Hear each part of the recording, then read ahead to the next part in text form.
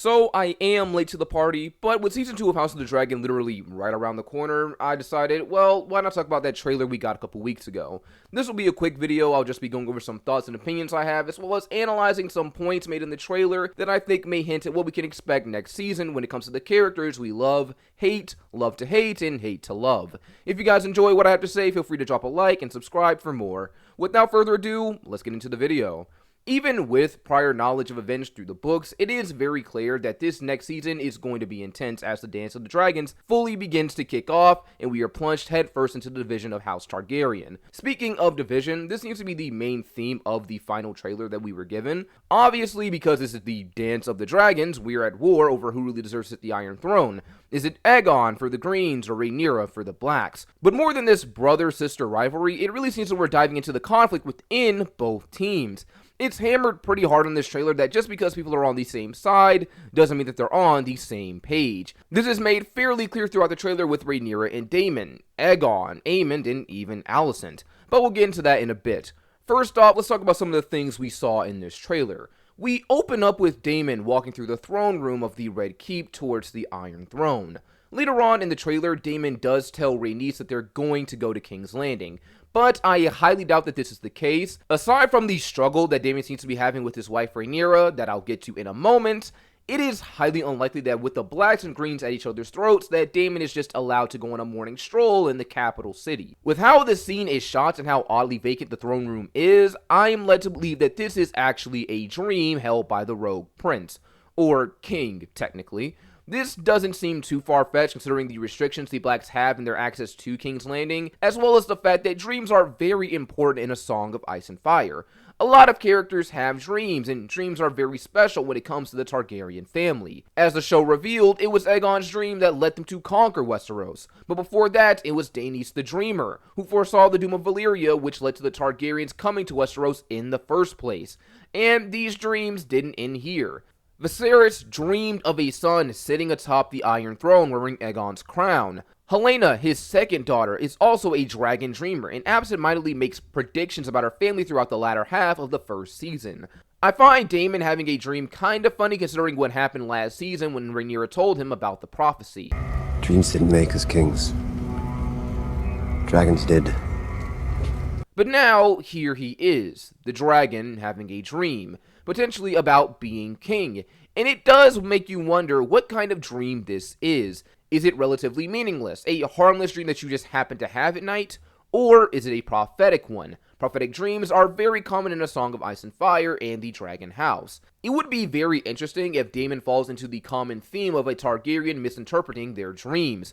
For years, Daemon has coveted the Iron Throne. He wanted to be seen and recognized by his brother Viserys as his heir, and even when he was disinherited, pushed, and pulled away from the throne, he always found a way back to it, one way or another. Maybe this dream makes Daemon second guess who should really lead the Seven Kingdoms, and this perhaps could be the leading cause in his conflict with Rhaenyra. It's very clear from the start of the trailer that Rhaenyra and her husband have very different ideas about what it means to be a ruler, with Rhaenyra kind of monologuing in the beginning of the trailer that the one who sits the Iron Throne is more than a ruler, but a protector of the realm, which shows that she's thinking about more than power and potentially a bigger picture. Meanwhile, later on in the trailer, Daemon says the realm's only hope is a leader strong enough to unite it. I'm led to believe that this is actually more than an internal monologue that is restricted to both characters on their own, but an actual conversation between Daemon and Rhaenyra, specifically the one where Rhaenyra asks Daemon if he accepts her as his queen and ruler, and he seems to hesitate.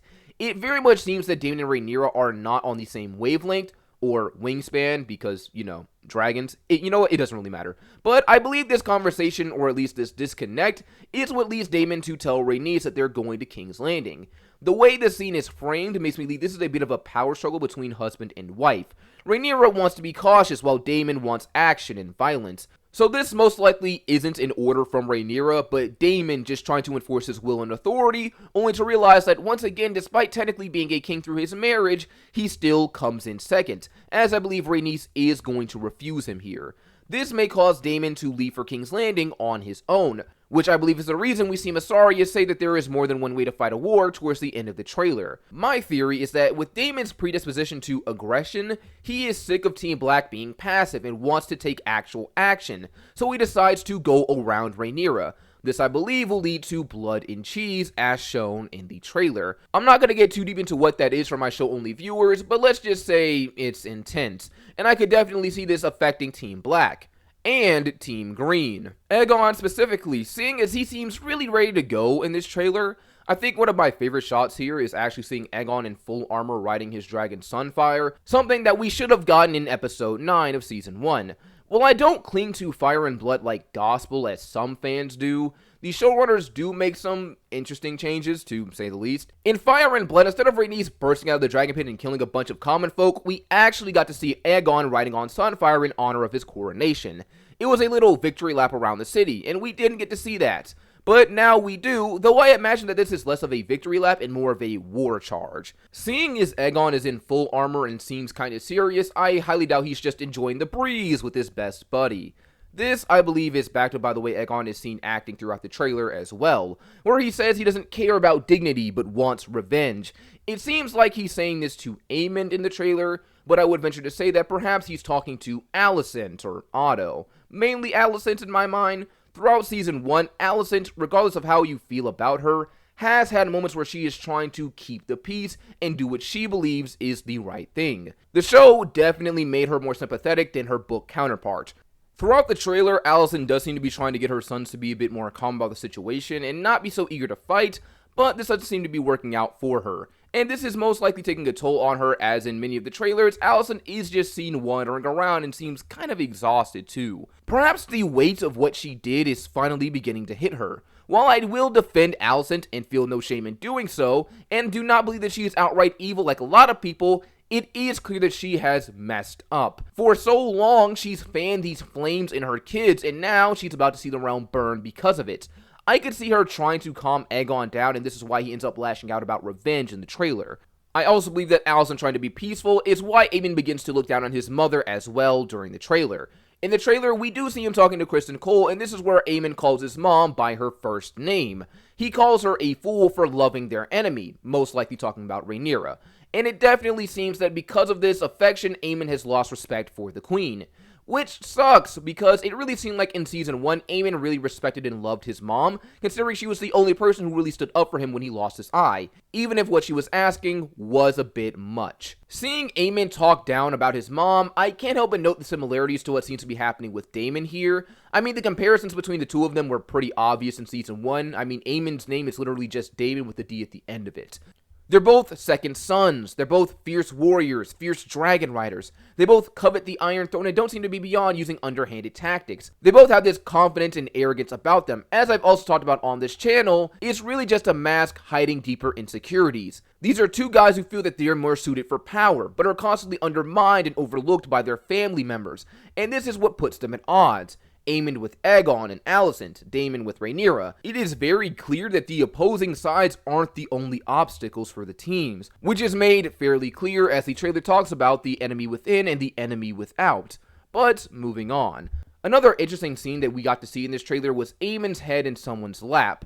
I have an inkling on who this person is, but I'm going to save that for another time. Aemond definitely seems to be reflecting on something or someone. I'm willing to bet that this is going to be one of those moments where we get to see beyond the mask of Aemond the Kinslayer and get a glimpse at who he was in the season 1 finale after he killed Lucerys. Perhaps this is a moment of regret and remorse because he didn't want to kill Luke. He just wanted to bully and torment him, and then it got out of hand and now a war has begun. It's gonna be interesting to see how they tackle his character moving forward.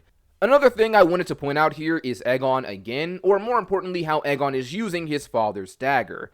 In the trailer, it seems that's all he views it as, since he just flings it around and toys with it like it's an accessory. There is no value in the way Aegon holds it, which makes sense as he was never told about the Conqueror's dream, Aegon's prophecy. It just seems like a tool for him to use, at least that's how I see it. There may be something more as this was an item connected to his dad, and then he did seem very excited to get it during the last season, but we'll just have to see. Another thing to highlight is Jace on the wall, with who I believe is Cregan Stark. I don't know why I was put off by him at first. For whatever reason, I expected him to look a bit rougher, but then I also had to remember that Cregan was really young when the dance started, but either way, it doesn't really matter. I wonder if Jace is going to talk with Cregan about the others, the White Walkers. With Jace being Rhaenyra's heir, I wonder if she'll tell him about Aegon's prophecy in the Song of Ice and Fire, and maybe this will be a part of his conversation with Cregan. Still, it looks like Jace is going to learn about something out here, and I wonder how his dragon Vermax is going to react to it. The reason I say that is because the last time a dragon tried going beyond the wall was with good Queen Alicent and her dragon Silverwing, who did not want to go over there. So it'll be interesting to see if Vermax has a similar reaction to whatever is out there, or maybe there will be some conversation about Alicent and Silverwing here.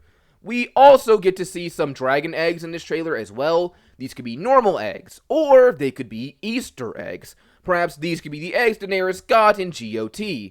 But honestly, I find that to be highly unlikely because the eggs Daenerys got all those years later were probably sold for a ship many years ago by a woman named Alyssa Farman, who stole 3 dragon eggs from her lover, Rhaena Targaryen, the older sister of old King Jaehaerys, which is a story in and of itself, and a topic for another time. So depending on where these eggs were actually laid, there could be another theory about them. Perhaps these eggs are Vermax's. It is rumored that dragons can change their gender whenever they need, and there is talk in the books by Mushroom that Vermax actually laid a clutch of eggs deep beneath the crypts of Winterfell. But who knows how likely that actually is? Guess we'll find out. Either way, this season seems to be shaping up to be absolutely hectic and chaotic. I cannot wait for Season 2 next month, and you better believe that I'm covering each episode here on the channel, so make sure you subscribe and stay tuned. Other than that, I hope you guys enjoyed this video. Don't forget to like, subscribe, tell me what you thought down below, and I will see you all next time.